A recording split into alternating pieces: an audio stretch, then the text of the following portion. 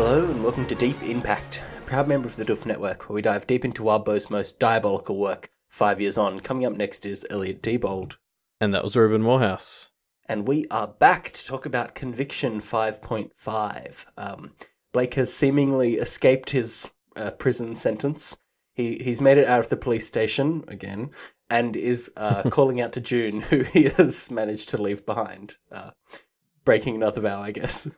Yeah, I'm going to be honest, I totally forgot about June. And then...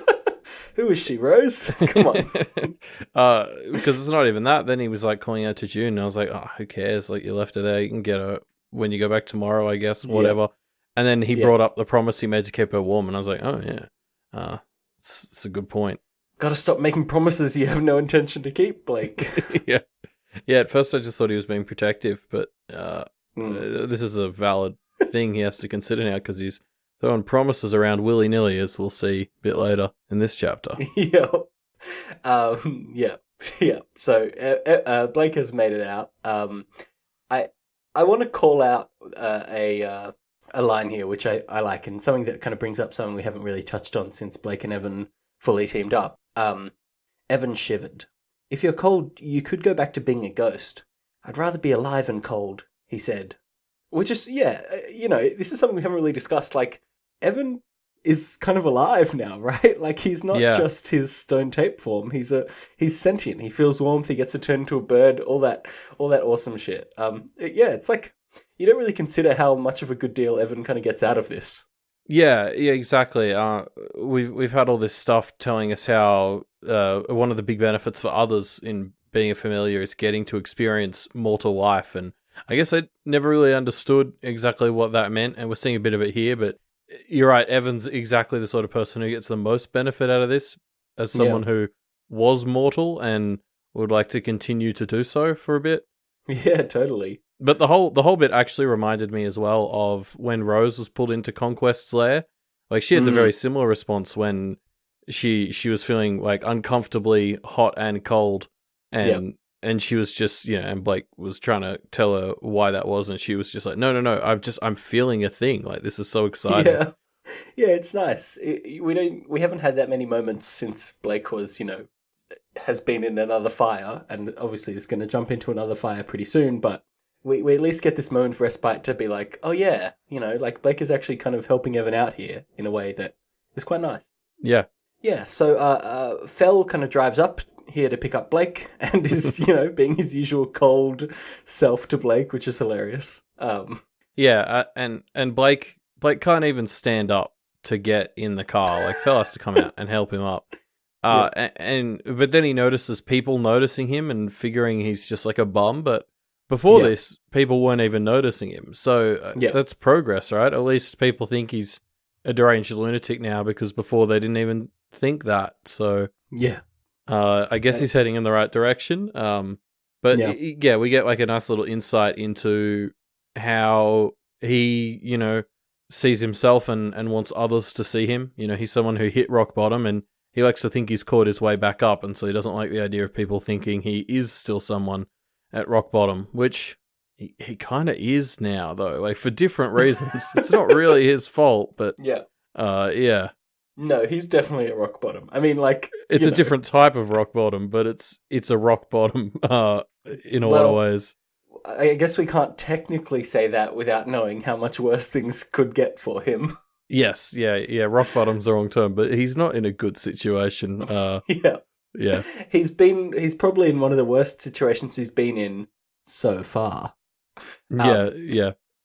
So I love this detail that Fell just fully, like, double parks, and he's just, and people, he doesn't even, I get the sense that he kind of could throw some sand around his car or whatever and make it so that people are just like, oh, I'll just drive around this guy, but he doesn't, and people like are honking at him and getting mad, and he just doesn't give a shit. Like, it's so fun how I guess this is another one of his, like, rebellions, right? Like, just not giving a shit about mortal laws, because, hey, what's going to happen? Is he going to get arrested? I mean, no. Yeah, I mean, given his day job, I imagine he takes every opportunity he can to assert some kind of dickhead power over everyone else, because It's not like he gets to do it at any other point in his day. Yeah, but he's not a mean person, right? Like he just kind of wants to rebel. It's such an interesting character trait about him. I love it. Yeah, yeah, yeah.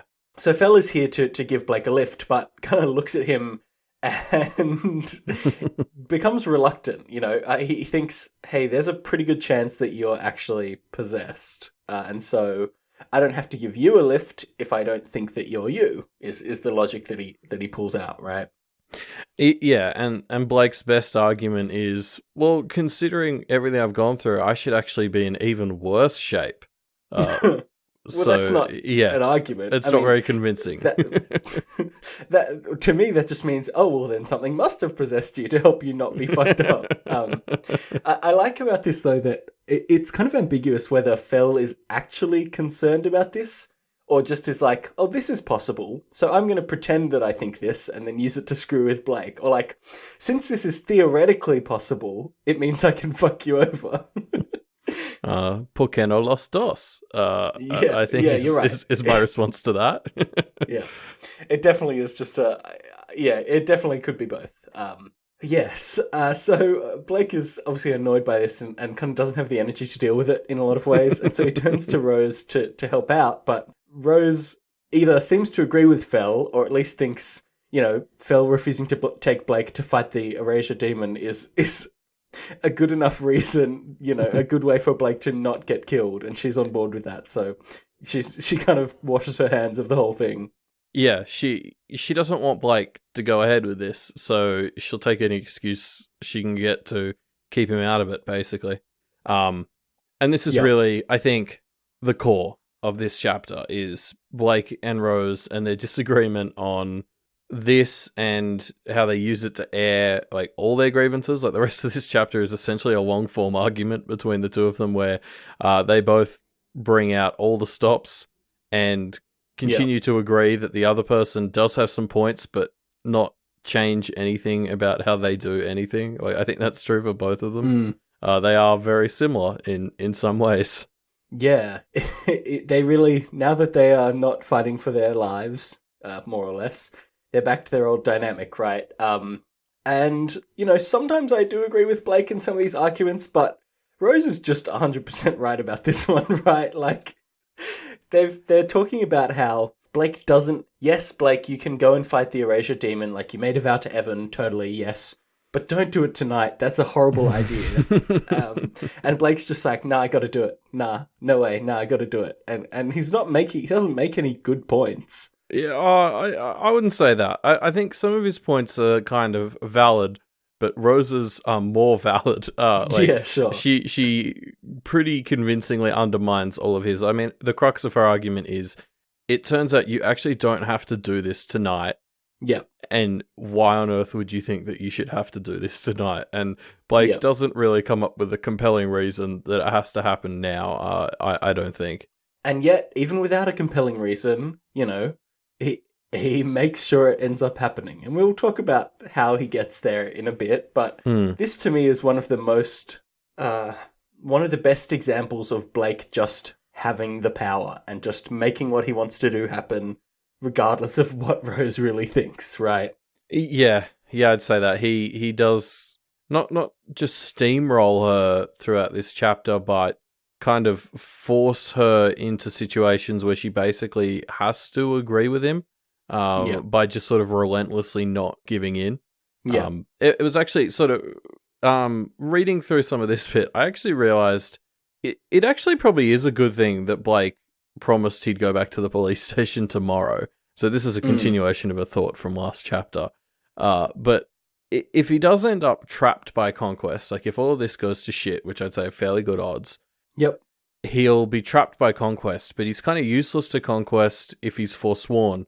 So Conquest will kind of have to let him go to answer the policeman's questions, and that's an opportunity to do something if he's trapped with Conquest. So maybe it's not the worst idea to lock yourself in with a commitment tomorrow, but yeah, anyway, sorry, that's a little I don't know aside. if Blake thought that consciously, but you're right that it does kind of set something up that could be useful. Yeah, I don't think that was his plan, but it could work. So on this further conversation, a really interesting point, and I think a very valid point that Rose makes is that Blake is falling into the same trap as every other Diabolist that's kind of talked about from Black Lamb's Blood, right? He's thinking about, oh, I have to do this now, I have to do this now, and I can't not do it now. And then the next thing comes along that he also has to do now, and eventually he's just kind of dug himself in very deep, and he never thinks about the future.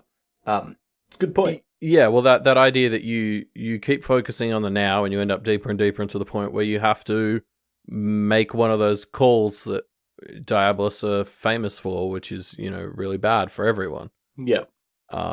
It is interesting because Black Lamb's Blood comes up again later in the chapter. So I guess, I don't think we knew this until now. Maybe I'd just forgotten, but Rose obviously read Black Lamb's Blood before all the Pose stuff went down.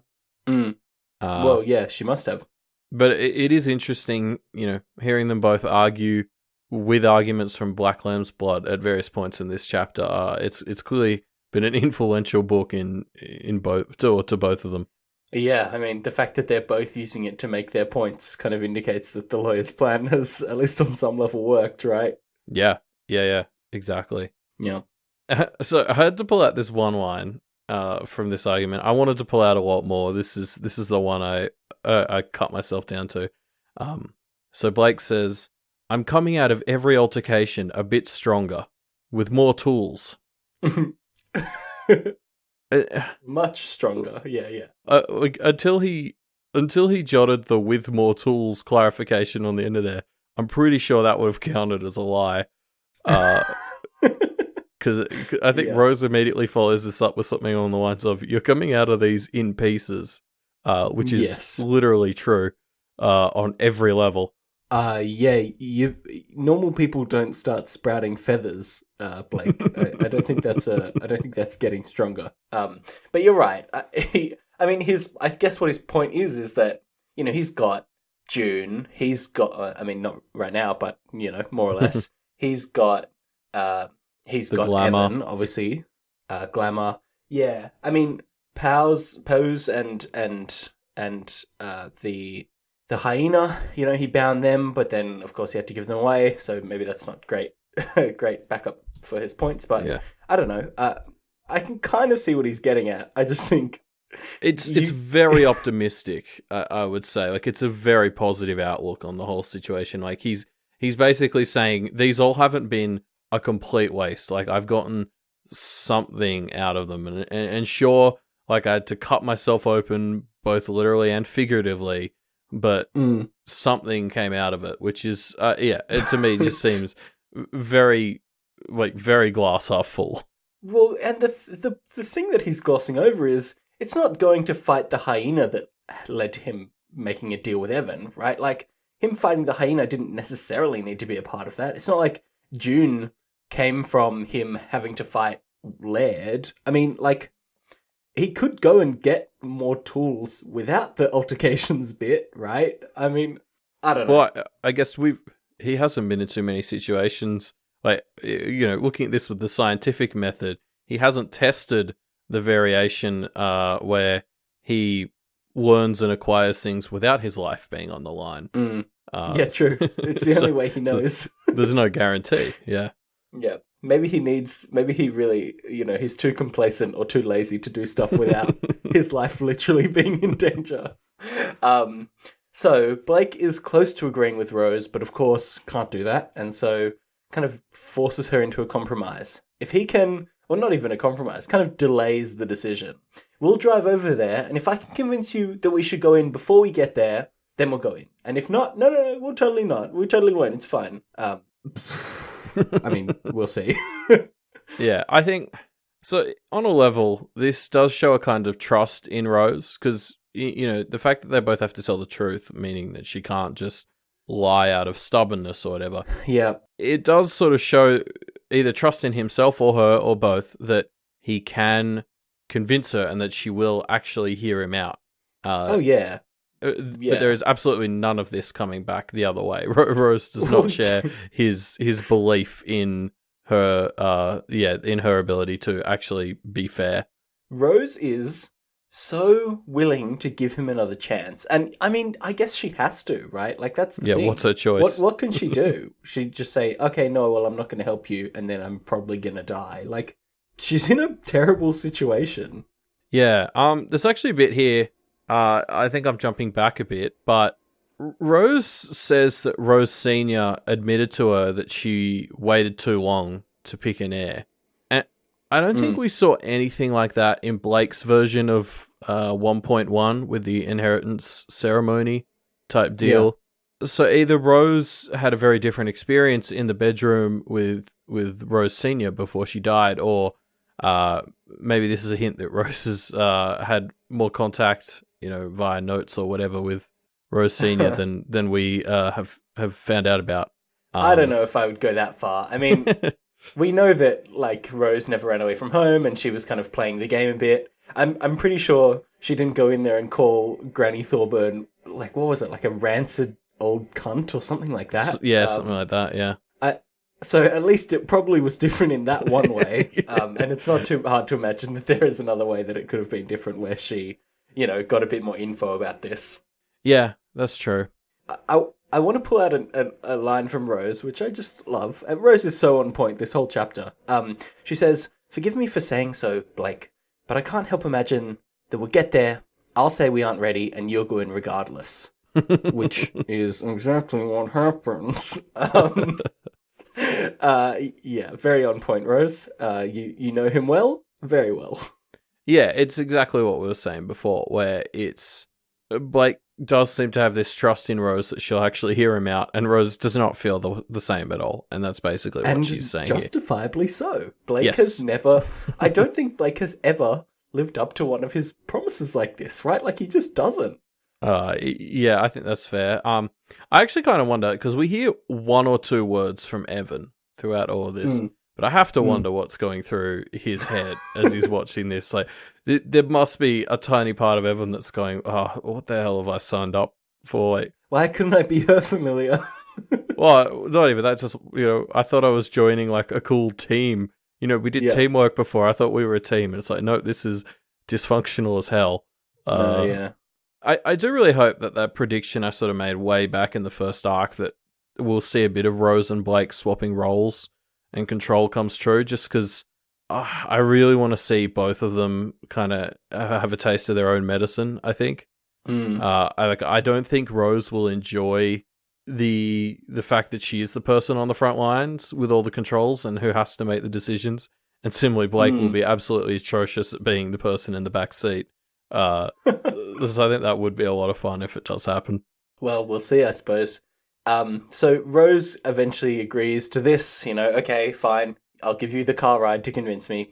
And then Blake kind of goes to get in the car and feels like, hold on. You didn't tell me that you weren't possessed yet. I'm not on side. And Blake shows him his bird tattoos. And somehow this convinces Fel instead of kind of proving how fucked up Blake is. Yeah, I mean, Fel clearly understands these tattoos better than I do, because there must have been something in them that told him Blake wasn't possessed. Like, maybe if Blake's possessed, they'd have puppet strings on them. I don't know. They'd have red eyes. That's a classic tell. Yeah. Yeah, I don't know. There must be something there. Yeah, but it works anyway. Yeah, and so Fel lets Blake in, and they head off towards the abstract demon with kind of Blake and Rose chatting, not arguing. Rose does live up to her end of the deal very well. Just kind of chit-chatting about ideas that they could use to take down the demon while they get there. Well, I mean, you say that. There is a lot of passive-aggressive snark coming from both of them in this conversation. They're Sure. civil. They're civil in their words, but not at all in their tone. Or there's a lot of subtle barbs at each other. But you're right. There's a big focus on hitting us with some of that juicy lore that I love getting in this whole segment. Yeah. Yeah, there's a lot of juicy lore here. They talk about creation myths. They talk about the 7 demon choirs. Basically, a lot of like world building in the vein of trying to theorize more about what could possibly, what could possibly make this demon tick, more or less.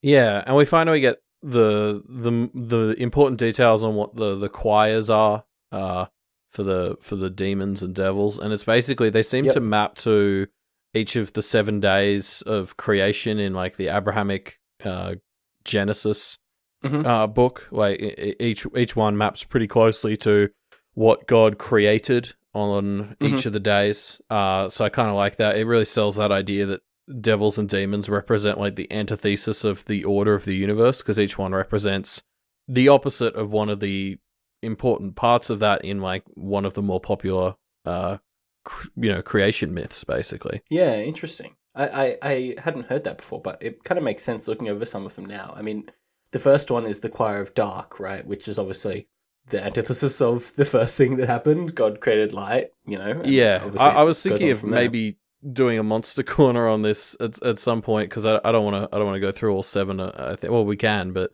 probably Well, take a while. no, we'll leave that as a teaser for next time. Next time on Deep Impact. But yeah, I think the one thing that jumped out to me was I remember Pauz's Marquis was of the 5th choir, which is the feral choir, and that Yeah. absolutely checks out. Yep, makes sense.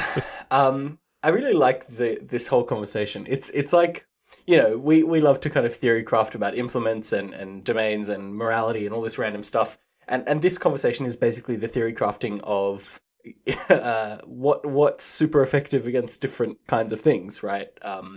They're basically brainstorming ideas of how to kind of represent abstract concepts with tangible things. Which is very fun. So red hot chain to make a line of light, a ring of growing grass to counteract, the entropy and decay. It's very fun. Yeah, Pact is basically just a much more advanced version of Pokemon. Like it's not just a simple set of types that's super effective. You got to get a lot more creative. Instead of knowing what types beat what, you actually just get to make up what is super effective against what, which is fun. Yeah. I really like this little debate they have about science versus art when it comes to being a practitioner. Blake sort of makes this case that if you let yourself get caught up in the existing rules, you stop thinking of new potential avenues, which, has sort of worked out for him so far. So it does make sense. Yeah. Yeah, definitely. I mean, that's his whole motivation behind the glamour, right? Yeah, exactly. So they've thrown around a bunch of ideas. And Blake feels like, hey, I'm getting close to kind of feeling like we can go in there. And he makes Rose shift her goalposts. No longer does he have to convince her. He only has to give her 3 good ideas, and then they'll be allowed. Yeah, and so before we get further into that, I just quickly wanted to point out Fel, who's sort of in the background of this whole conversation, being a smartass and a dickhead. And it's so nice because it's mostly used for comedy, and there's so much tension between Blake and Rose throughout this whole chapter. I think Fel's like assholery is really the shining light, like that stops it from being really like depressing and angry. This whole chapter. Fel's snide interjections are always the funnest part of any scenes he's in. Yeah, absolutely.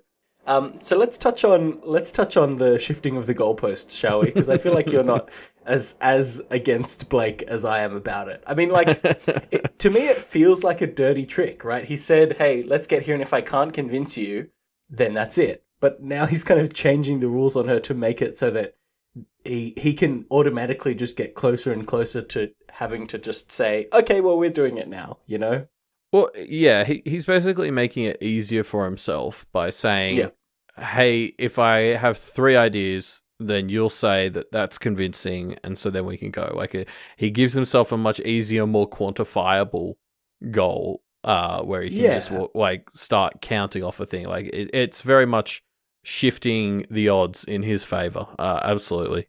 Yeah, I get that maybe is helpful when they're actually trying to come to a decision, but Blake hasn't convinced her, really, by the end of this, right? She just kind of has to go along with it. Yeah. She's forced by this. Blake's like, okay, well, here's an idea, and she has to be like, well, no, I would count that as half an idea. And some of the things that he's saying are not worth half an idea. Like, she just kind of has to give him points, because what else is she meant to do? And so eventually he gets his 3 ideas, and it's like, all right, well, we agreed, and she's just still not convinced. Yeah, you're right. He adjusting the goalpost was a great term for it. He kind of skews the odds further and further in his favor by changing exactly what, or by these clarifications of what exactly counts for what, he gets himself further and further ahead. Mm. Yeah, definitely. So they arrive, and of course, Rose is not convinced. And does he accept that she's not convinced? No, he keeps convincing her, of course. Yeah, well, I mean, because we have a sort of section break here where they arrive at the oil. I want to say oil factory, but I don't think you make oil. Anyway, Refinery, maybe? yeah, but he just sits in the car for like 5 minutes, basically plotting how to continue convincing Rose, Mm-hmm. slash trying to stay awake, probably. But I know you've got a fairly long quote you wanted to read here, but I just wanted to get one in as well. Sure. I couldn't help but feel that if I asked, Rose would say no, that she was contrary on a level, that if I said white, her first impulse would be to say black. On a level, that was fine. It was good to have someone to keep me in check. Tiring, frustrating, but good. We don't know enough, Rose said. We'll never know enough, I said, before I could remember to keep my mouth shut. Maybe I was the one who was being contrary, now that I thought about it. Yeah. Which I loved this whole bit where Blake is like, Rose is super contrary. And then she says something, and his immediate response is to be like, no.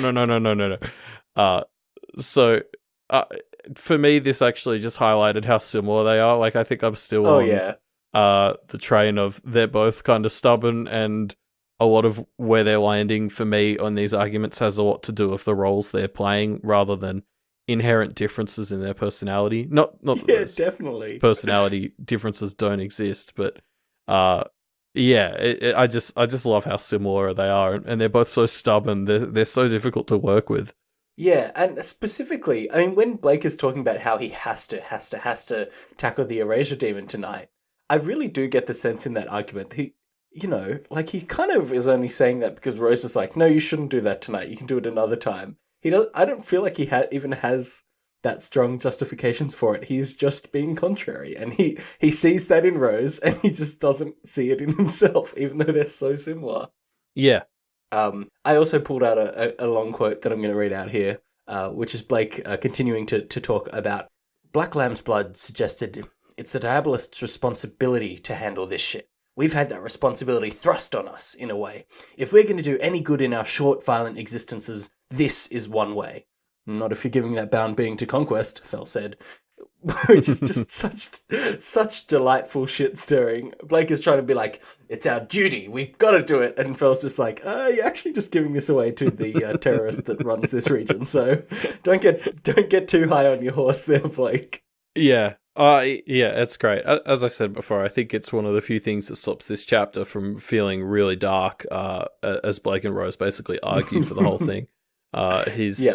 His unnecessary jabs at everyone and everything around Blake are great. Yeah. So Rose gives Blake a chance for some reason. Rose says, hey, if you can go and get this thing out of the boot, unassisted, I'll allow it. We can do it. And this is basically the lowest possible bar that Blake has to pass. All he has to do is walk like 5 meters, not even, and he has to cheat to pass this. He can't even do it. I don't know what is going through his head where he's like, oh, I'll show her, I'll pretend I can walk 5 meters and then we'll have to go fight a demon. What is he thinking? Yeah, the whole essence of this challenge, and I'm doing air quotes as I say challenge, basically represents zero faith in Blake's current physical abilities. And that point is entirely lost on him. Like he accepts it as a challenge, and he's like, I'll show her.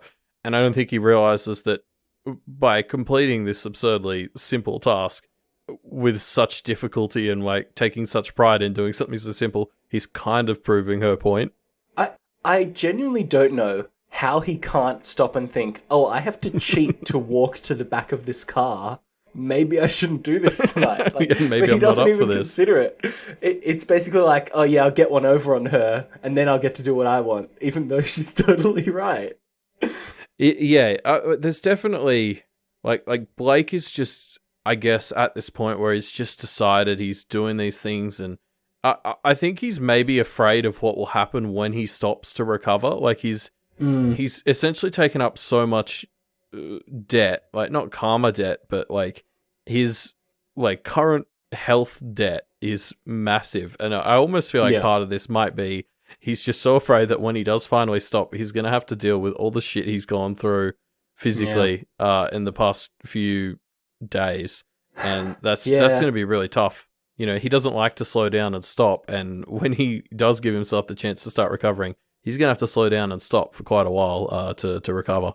Yeah. I mean, look, we're being hard on Blake. He is being a total jerk, but his heart is kind of in the right place here, right? But he just he I feel like he's just going to make things worse for himself. I mean, Rose said it best when she said, "You're just thinking about the now and you're not stopping to think about the future." Like Hmm. he's just screwing himself. Also, self-destructive behavior, at least in my opinion, self-destructive behavior is a little bit more forgivable when you're not dragging two beings that are tied to you magically along with you for the ride. Yeah, sure. If he didn't have people who were forced to come with him, I'd be a little more like, well, you do you, You do but you, yeah. Blake can't. You do you. You does us, and You do you plus them. Yeah. So Blake cheats, and Rose, for some reason, lets that. She doesn't seem to notice it, but even the fact that he basically almost fails this with cheating, she seems to be convinced by that. And so they set to work. They set to work preparing, weaving kind of wreaths out of branches to start making some stuff that they can use to fight the Erasure Demon. yeah. I more just think Rose has sort of just stopped. She's given up trying to swim upstream and fight Blake. I think she is just sort of giving up in a way, and that's not something Yeah. that's going to be a sustainable thing for their relationship at all. Yep. Anyway. But we'll see. Next chapter when I guess they go up against the Erasure Demon. Yeah, so Blake passes the bar. He's able to barely weave branches together and is just really drained and is pretty close to death, both just on his own level and probably when he goes into that factory. Yeah. It's a shame they couldn't get the neon lights that fell called marvelously tacky, I believe was his term. Because I reckon that sounds cool. Maybe I'm just tacky. Yeah. No, it's a fun way to deal with a demon, I think. Yeah. Now, that's the end of Conviction 5.5, but it's time for us to revisit the discussion question that we proposed about a week ago, talking about if a practitioner has vowed to serve a system, is it okay for them to break the rules of that system to help deal with magical entities that the rules don't account for? Yeah, we got a lot of varied responses to this, which I liked. So one I'll just open with was from Kyrgyzstan, who says, yes, duh.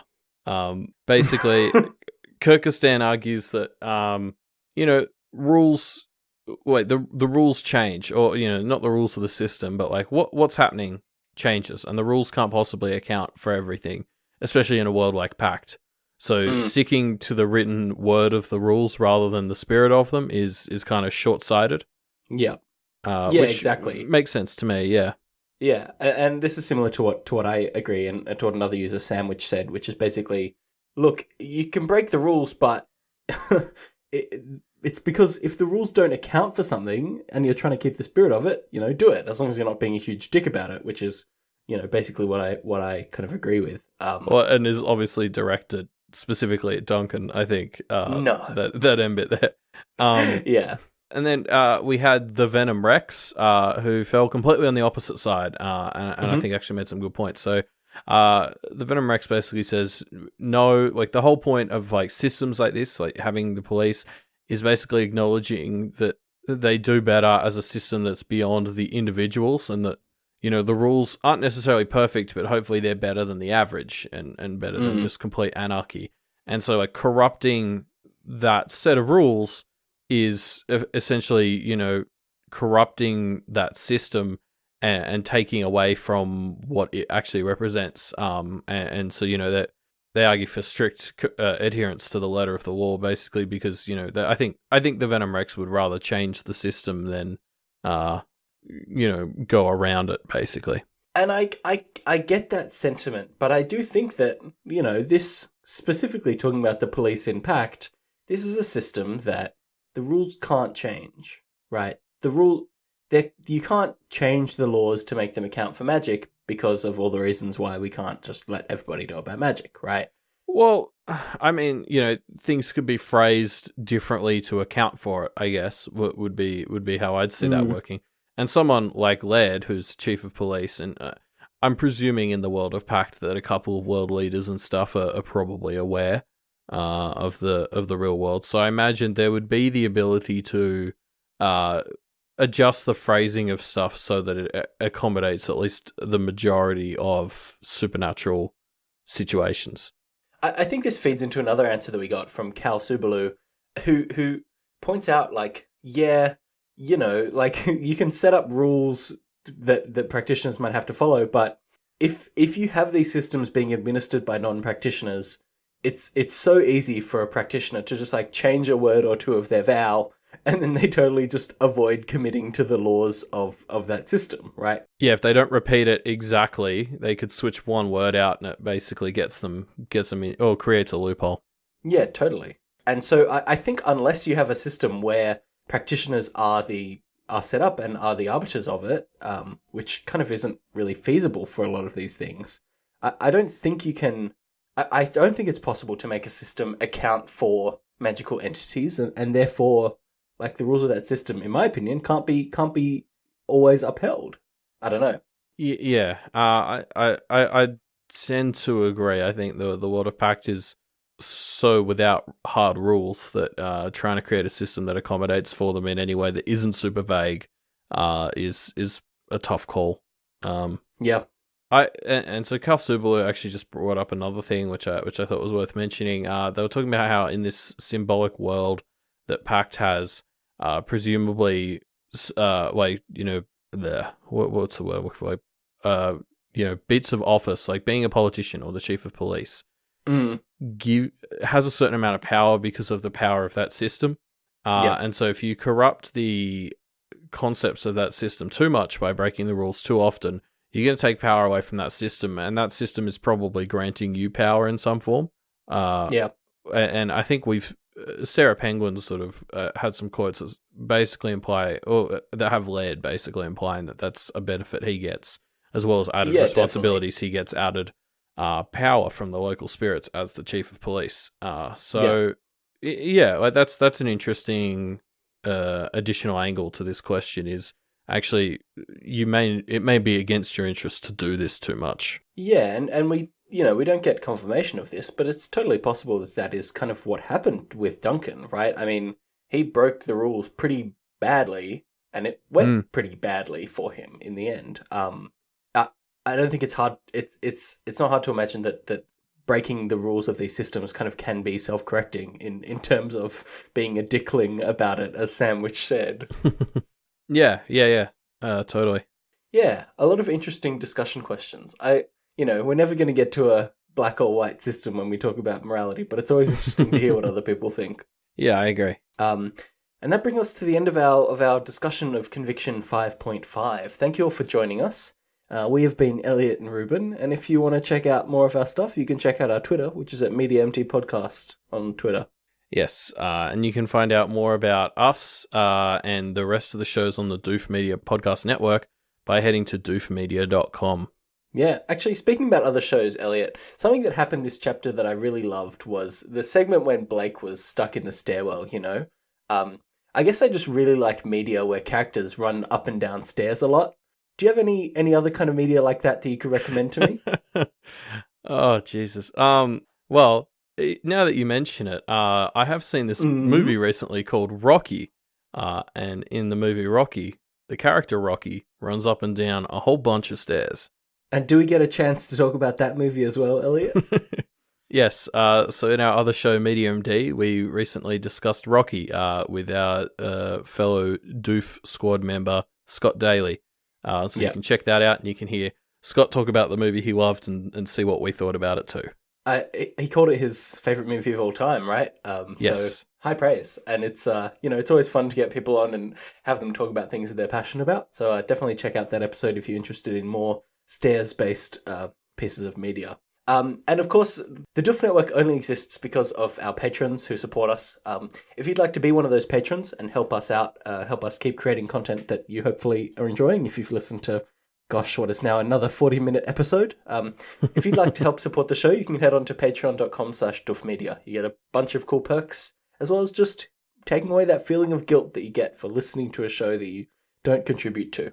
Yeah, and speaking of Patreon, Wildbow also has a Patreon, patreon.com/Wildbow. We're coming up soon on 8 years that Wildbow's been writing basically two to three chapters a week, almost without a break, which is absolutely crazy. And, he deserves some compensation for all these great stories that he's churned out in that time.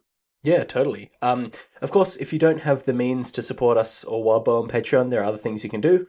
For us, you could review us on iTunes. That would be helpful to get this show out in front of more people. For Wildbow, I'm sure there are ways that you can vote, either on Top Web Fiction or just kind of spread the good word, Maybe share the first episode of We've Got Worm and try and get people hooked into that. Yeah, tell a friend. Don't tell them quite how long it is, because that usually scares them off. Yeah, no. Just to leave that out. In my experience, give them the first few arcs of a Pact or a Worm, and just let the beauty of the story do the rest, right? Yeah, let it draw them in. Yeah. And so if you want to talk about Pact, specifically the chapter 5.5 mostly, or anything else, you can do that in the discussion thread in the show notes below. But yeah, until next time, which by chance will be 5.6 when we talk about that on Monday the 22nd. Until next time, we'll see you then. See ya.